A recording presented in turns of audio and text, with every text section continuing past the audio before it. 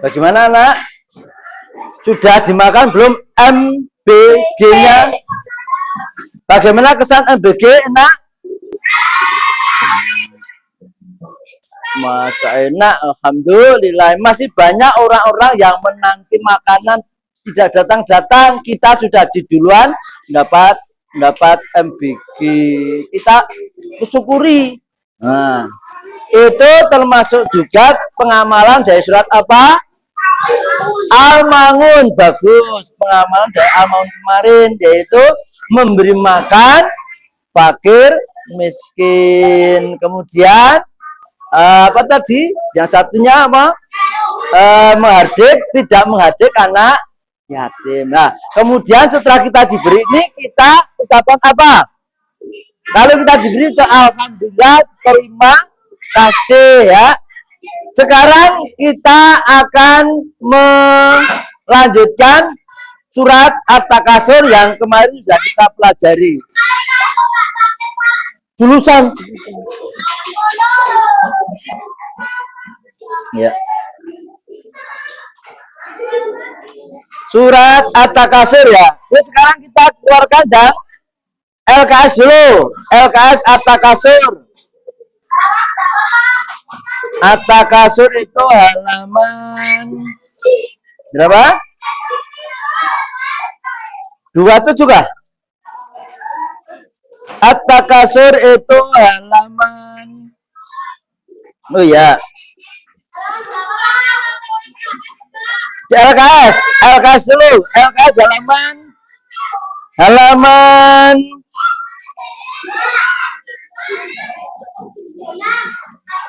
33. Oh, 30 ya, 30 dulu.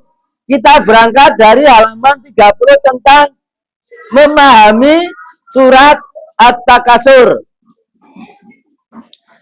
Surat At-Takasur ini merupakan surat yang ke-100. 100 berapa? 102 dari 114 surat. Berapa ayat? 8 ayat. Nah, surat ini diambil dari ayat pertama, At-Takasur. Artinya apa kemarin? At-Takasur bermegah-megahan. Bermegah-megahan. Terus, surat At-Takasur menjelaskan tentang orang-orang yang bermegah-megahan. Artinya, orang yang di dalam hidupnya hanya mengurusi hal-hal keduniaan tentang berhubungan dengan harta yang dimiliki. Oleh karena itu, At-Takasur mengingatkan kita agar menjauhi sifat bermegah-megahan. Megah boleh enggak megah? Boleh, tapi tidak bermegah-megahan. Kaya boleh enggak? Boleh, tetapi kaya jangan terus melalaikan kita sehingga tidak mau berbagi, tidak mau tidak mau memberikan sebagian harta yang dimiliki untuk orang lain. Karena harta yang kita miliki itu adalah bukan kita semua, milik kita semua, tetapi juga milik fakir miskin, milik orang yatim, milik masjid, itu untuk sosial. Maka jangan sampai kita itu kaya sampai dihitung kekayaannya sehingga tidak mau berbagi, siang malam hanya menghitung-hitung kekayaannya. Seperti siapa? Seperti kisah siapa itu namanya? Kan Abul Qasim. Ya, Abul Qasim. Siapa yang pernah mendengar cerita Abul Qasim? Abul Qasim itu mendapat julukan Pak Tambal. Kenapa? Dia suka menambal. Karena saking apa? Saking apa ya? Sayangnya terhadap harta. Nah, sampai ketika itu Pak Tambal makan saja lauknya itu sampai dipakai beberapa hari. makan ikan dia itu mau membeli makan yang enak-enak, sangat bisa, dia itu kaya, tetapi sangat irit, sangat pelit, sehingga makan saja cukup pakai ikan asin, sehingga dia makan ikan asin itu tidak hanya cuma satu kali, tapi ikan asin itu digunakan beberapa kali. Ketika dia makan hanya ditutul-tutulkan ini, makan sudah terasa nasi asin pun ikan terus, sehingga kalau ini bisa sampai beberapa kali untuk makan. Bahkan ketika ada pakaian yang robek, dia tidak mengganti, hanya ditambal, ditutup, ditambal, sampai antara baju dan tambalannya lebih banyak. Tambalannya ini dia mendapat julukan Pak Tambal. Nah, kemudian setelah itu dia itu kebetulan ada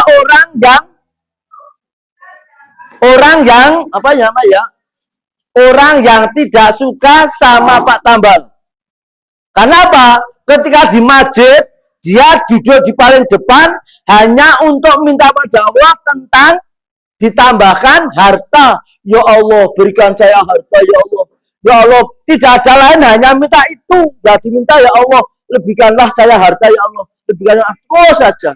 Sampai orang yang ada di sebelahnya itu merasa bosan, jenuh, jengkel pada Pak Tambal. Akhirnya orang yang ada di depannya, sampingnya tadi langsung keluar. Nah, di situ mendapat sandal Pak Tambal, karena sandalnya sudah pakai sandal kayu itu yang sudah ditambal-tambal pakai ban. Nah, sehingga tambalnya sandalnya itu sangat berat. Akhirnya sandal tadi oleh temannya yang tadi ditukar.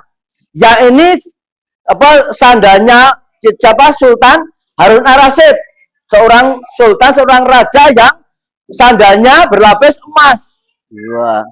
Nah, kemudian setelah itu orang tadi menukar, ini sandalnya Pak Tambal, ditukar sandalnya Harun Ar-Rasyid emas. Nah, ketika itu setelah doa, Abul Qasim Pak Tambal tadi keluar. Nah, setelah melihat sandal berlapis emas itu, dia mengucapkan, ya Allah, alhamdulillah, ya Allah, engkau kabulkan permintaan saya, ya Allah, engkau kabulkan permintaan saya. Sandal saya itu kau jadikan emas. Akhirnya dia bawa sandal emas tadi dengan penuh semangat, penuh senang sekali. Wah, sandal saya menjadi emas. Nah, tapi ternyata setelah Abul Qasim pergi, keluar Harun Ar-Rasyid. Ketika melihat sandalnya berbalik, sandal Qasim menjadi seperti ini. Sandal tadi berlapis emas seperti ini sekarang. Dan sandal itu jadi kenal orang banyak bahwa itu sandalnya Abul Qasim. Ini sandalnya Abul Qasim ini. Akhirnya Abul Qasim dipanggil. Abul Qasim dipanggil oleh sang Raja Harun Ar-Rasyid. Ditanya, apakah ini sandalmu? Iya. Karena ini kamu telah mengambil sandalku, maka kamu saya nyatakan di penjara. Akhirnya Abul Qasim Pak Tambal tadi dipenjara oleh Raja Harun Ar-Rasyid. Dalam bilik penjara, Abul Qasim tadi berpikir, ini saya celaka gara-gara saya celaka gara-gara sandal. Maka kalau nanti saya pulang, sandal saya nanti akan saya buang jauh-jauh agar tidak lagi mencelakai saya. Saya celaka masuk penjara gara-gara sandal ini. Akhirnya setelah beberapa hari Abul Qasim masuk penjara, kemudian keluar. Setelah keluar, dia ingin apa? Yang terbayang dalam pikirannya ingin membuang sandalnya. Nah, akhirnya sandal dibuang kemana? Ke sungai. Terus hilang. Nggak mungkin sandal akan kembali lagi. Sudah lega saya, yang memberi yang menjadikan saya celaka hanya sandal itu. Akhirnya dia dengan satu-satu, alhamdulillah sudah saya buang sandal saya. Ternyata datang orang mencari ikan, orang menjala ikan. Kemudian ya dia menjala ikan, ternyata dia kira dapat ikan besar. Ikan ini, dapat ikan nih saya. Berat Wah, dikira dia mendapat ikan. Ternyata setelah ditarik terus sampai jalannya rusak. Jadi dapatnya bukannya ikan tetapi sandal. Dan sandal itu sudah ditaruh banyak, baru sandalnya abal. Ternyata saya mendapat sandal. Wah, ini sandalnya abal kosim ini yang didapatkan di masjid dulu nih. Wah, celaka abal kosim. Awas nanti kalau pulang saya lempar kamu dengan sandal ini. Wah. Akhirnya sandal dibawa dengan penuh kemarahan. Akhirnya sandal itu dibawa pulang dekat rumah Abul Qasim, dilempar ke rumah Abul Qasim. Buang. Akhirnya melempar kaca dengan sandal itu pecah. Akhirnya sandal itu masuk ke rumah. Ketika itu Abul Qasim ada di dekatnya itu, sedang berpikir, alhamdulillah senang sudah kehilangan sandal.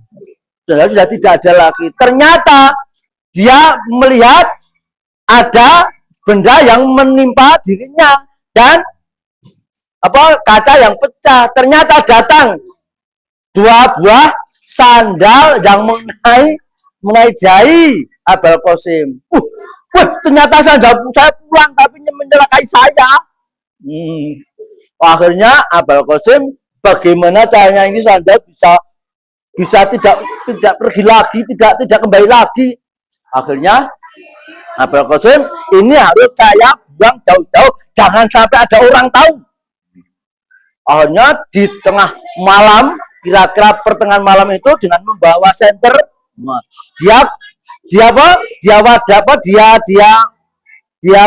dia masukkan ke dalam karung, kemudian mau dikubur. Setelah dia kubur, digali, ternyata ada pencuri yang sedang mengamati Abul Qasim. Aku tahu Abul Qasim ternyata dia menyimpan harta di sana. Biar saya tunggu nanti kalau sudah pergi akan saya ambil hartanya.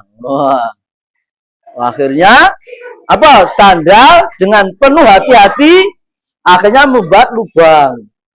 Setelah membuat lubang, sandal itu dimasukkan, kemudian ditimbun. Kemudian selamat tinggal wahai sandalku, wahai sandal pembawa bencana. Akhirnya dia pulang. Nah, setelah pulang tidak lama kemudian si pencuri tadi datang dengan mengendap-endap. Tidak diketahui. Hanya ternyata di sini dia menyimpan harta. Berat sekali ternyata hartanya. Akhirnya dibawa pelan-pelan. Dengan penuh suka hati dia membawa hartanya Abul Qasim. Ternyata setelah di rumah dengan berbagi kesenangan dengan istrinya, wah istriku, ternyata aku senang pada malam ini. Keuntungan bagi kita, aku telah mendapatkan harta dari Abul Qasim yang dia itu seorang yang sangat kaya itu. Ternyata harta disimpan di belakang rumah. Ini aku melihat dan sama-sama ambil. Sekarang dibuka apa? Setelah dibuka ternyata apa? Bukannya harta, bukannya emas, tapi apa? Sandal. Akhirnya sang pencuri pun marah. Akhirnya sandal itu kemudian dengan diam-diam dilemparkan lagi ke Abul Qasim. Akhirnya kena sandal lagi.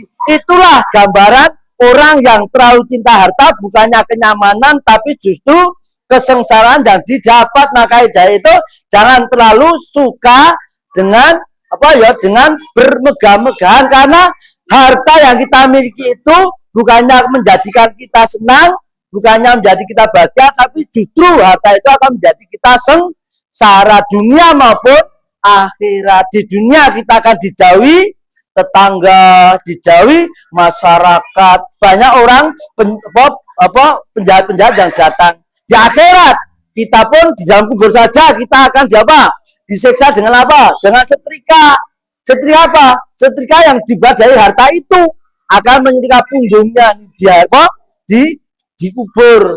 Harta yang kita timbun yang tidak bagikan itu ternyata di sana akan dijadikan setrika dengan panahnya bara api neraka. Menyetrika siapa? Punggung yang punya harta tadi. Maka kita jangan sampai terlalu banyak cinta dengan harta ya. Yuk kita baca dulu satu. A'udzu billahi. A'udzu billahi minas syaitonir rajim.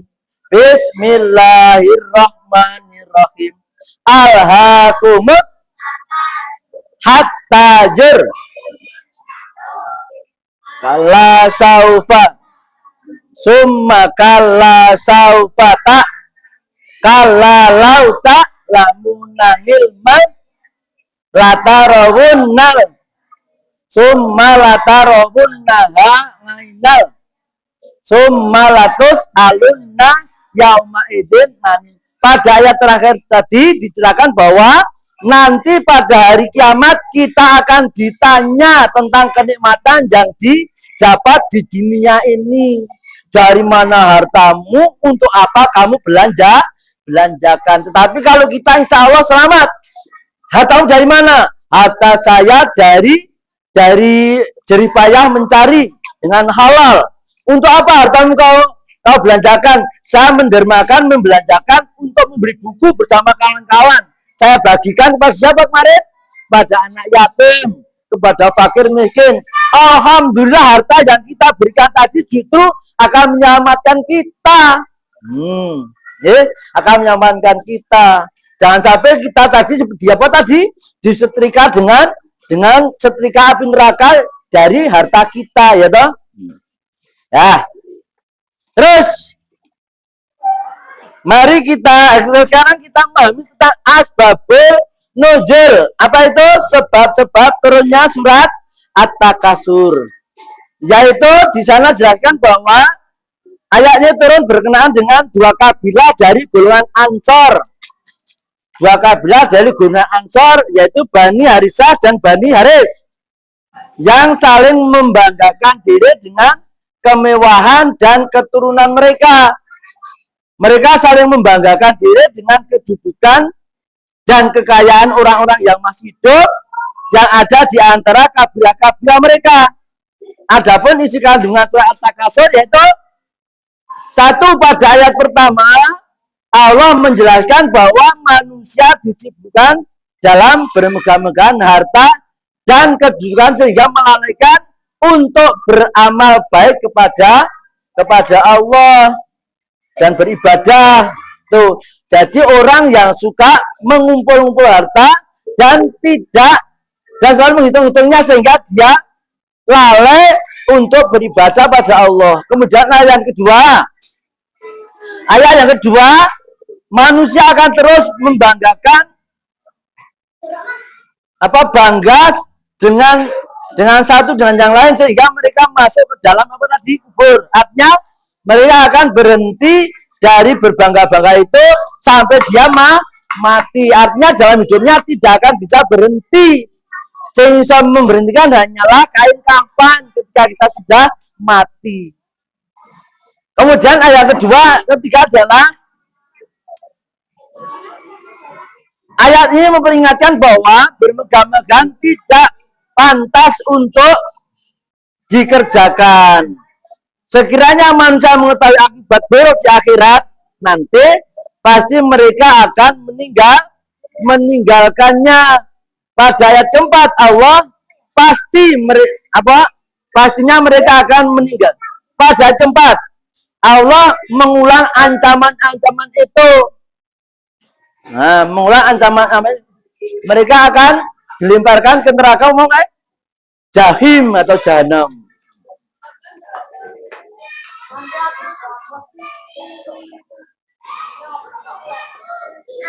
Kemudian pada ayat yang kelima Allah memberi peringatan kembali, dan seandainya mereka mengetahui dengan pengetahuan yang sebenarnya, tentu mereka akan segera meninggalkan bermegah-megahan. Dia akan memilih untuk beramal soleh. Anak-anak, ketika manusia mati, nanti mereka akan minta dibangkitkan lagi. Ya Allah, kembalikan saya ke alam dunia. Saya akan perbanyak apa? Infak, sedekah. Tetapi bisa nggak mereka yang sudah mati akan kembali hidup? Nggak mungkin. Tetapi penyesalan orang-orang yang mati itu, ya Allah, berikan saya kesempatan sebentar saja untuk hidup di dunia, dan saya akan perbanyak lagi untuk bersedekah. Nah, tetapi sudah tidak akan bisa lagi. Maka mumpung belum kita mati, mari harta yang kita miliki kita gunakan untuk beramal soleh.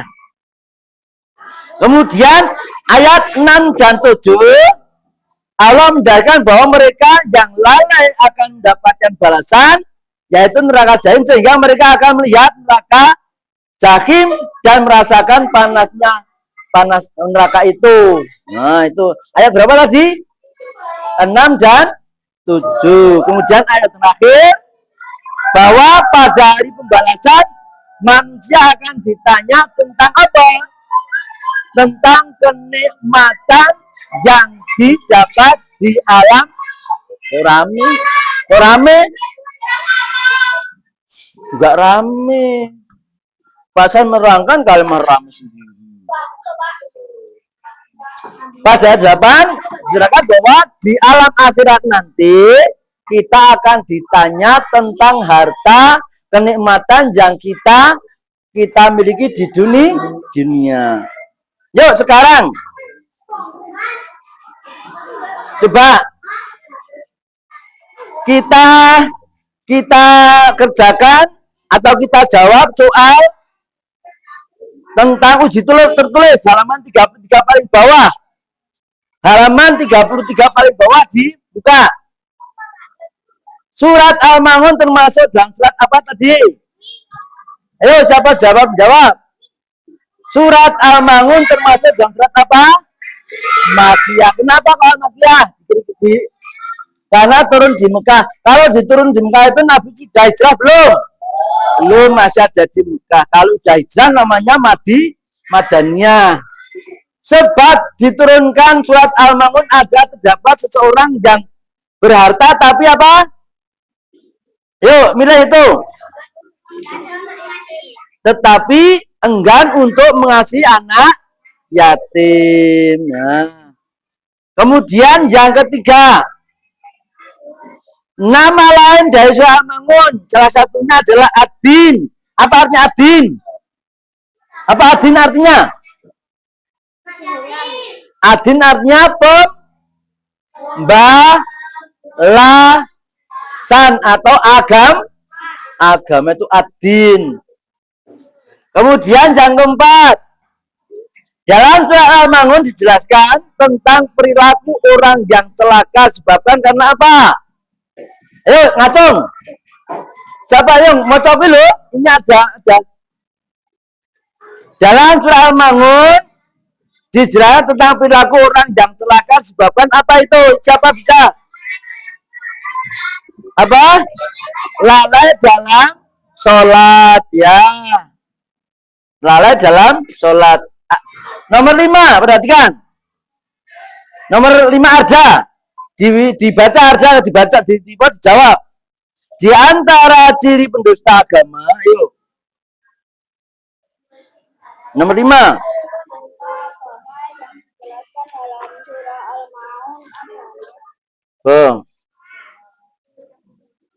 Apa? Di antara ciri pendusta agama yang dijelaskan dalam surat Al-Ma'un apa mau? Apa? Tidak peduli terhadap orang miskin. Nomor 6 Badal. Menghardik anak yatim adalah perilaku pendusta agama pertolongan di atas sesuai dengan lafaz. Menghardik anak yatim apa kuwi? Apa? Yang menghardik anak yatim apa? Siapa bisa ngacung? Menghardik anak yatim. Ngacung? Mas Akmal, sing anak yatim, sing ono yatim iki apa? Apa Mas Dani? Yaduk yatim. Nah, yaduk yatim. Kemudian nomor 7, surat Al-Ma'un ayat 4 dimulai dengan lafaz apa kuwi? Ayat 4.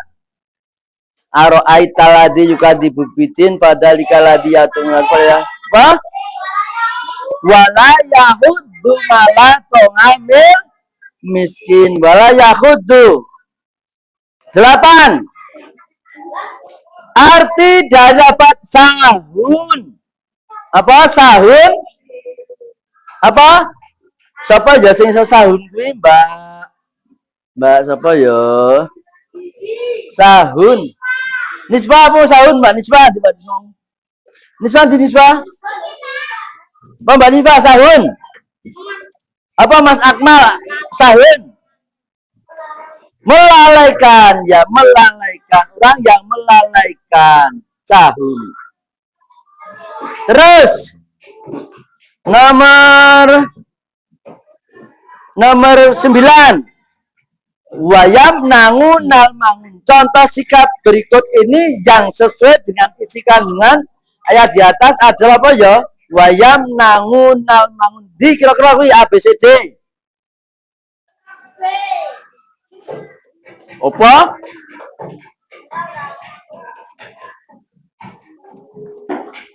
Apa itu? Contoh wayam nangu nal mangun.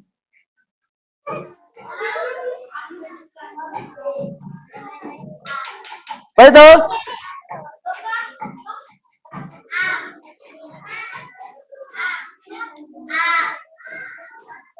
Ya. Karin menolong temannya yang sedang kesusahan. Kalau D bisa nggak di D? D. Gipari menyisihkan uang untuk infak, boleh nggak? Boleh. Boleh A, boleh D.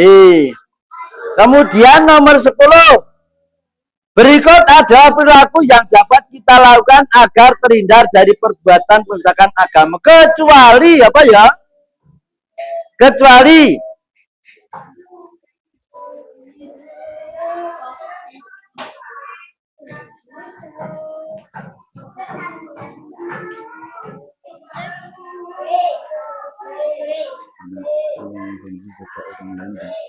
melaksanakan sholat ketika tidak.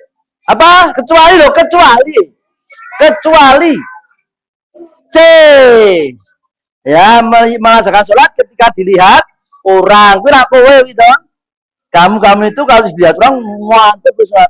Tetapi kalau tidak ada orang, sibuk bal-balan gitu. Nomor berapa? 11. Reza memiliki teman bernama Dika. Dika adalah seorang anak yatim yang kurang mampu. Suatu ketika, Dika meminjam uang kepada Reza untuk membeli pena. Sikap yang hendak dilakukan Reza bagaimana? Ayo. Meminjami dengan syarat boleh, membelikannya pena agar dipuji boleh, memintanya meminjam kepada temannya boleh, memberikannya uang dengan tulus. Nomor 12. Lafaz dalam surat At-Takatsur yang artinya pasti kamu akan melihat dikwi.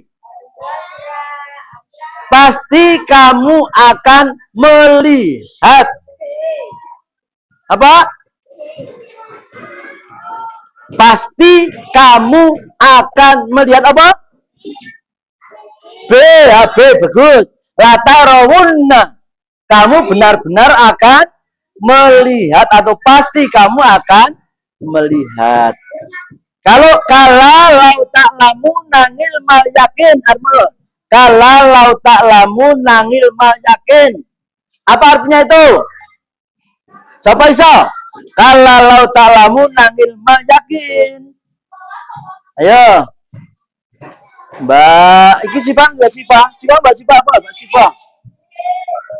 Sekali-kali tidak jika kamu tahu dengan pasti dikwi sekali tidak sekiranya kamu apa C ya?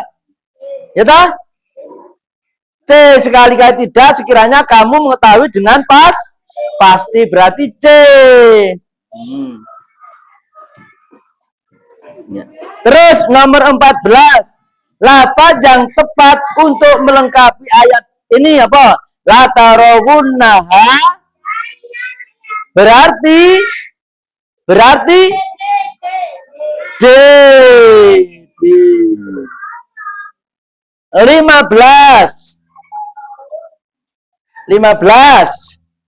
Dalam surat At-Takasur dijelaskan bahwa orang yang membanggakan harta tidak akan berhenti sampai hingga apa?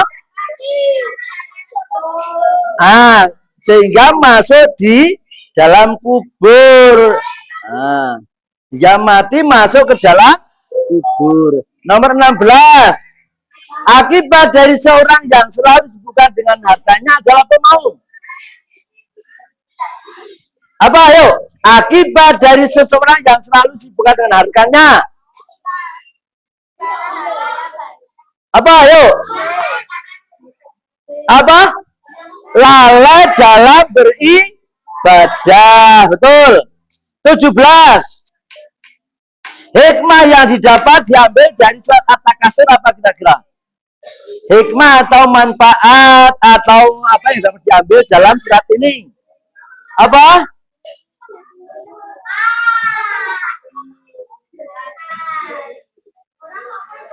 Apa?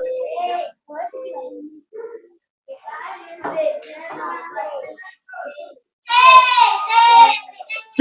Harta dan jabatan tidak akan dibawa mati. Nomor 18. Kala dalam surat At-Takasur bermakna teguran dari Allah agar manusia apa?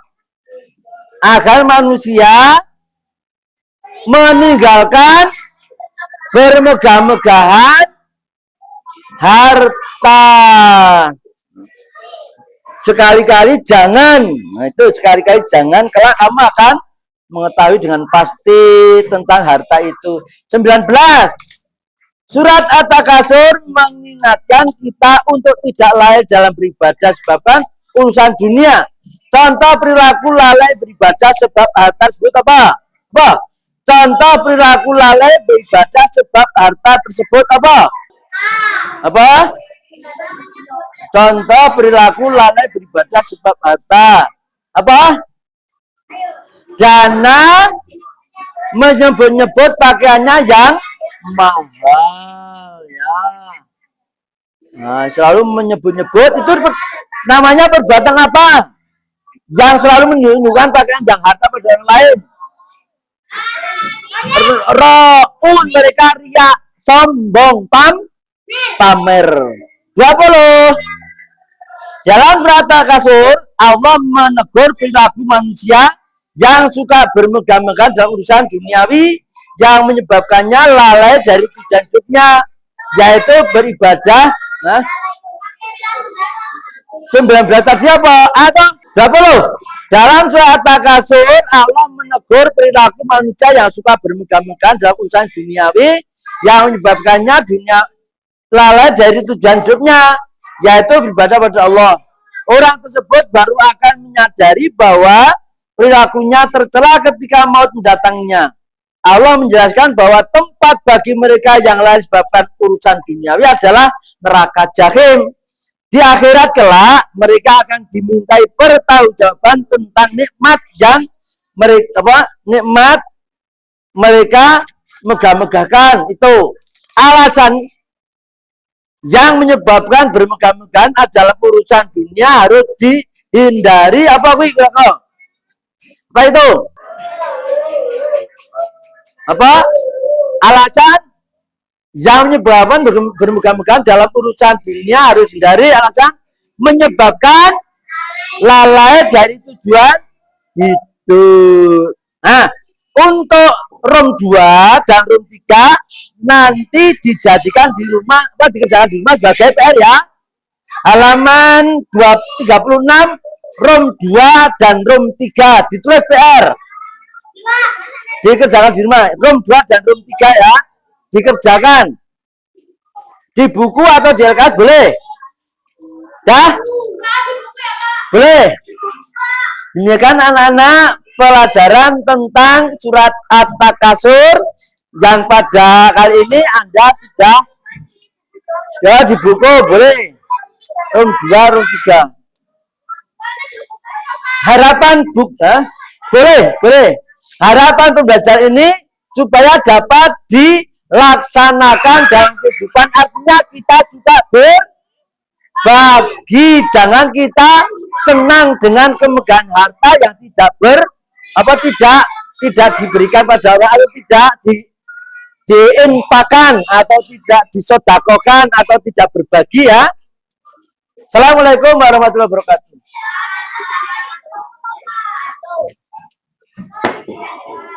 Oh.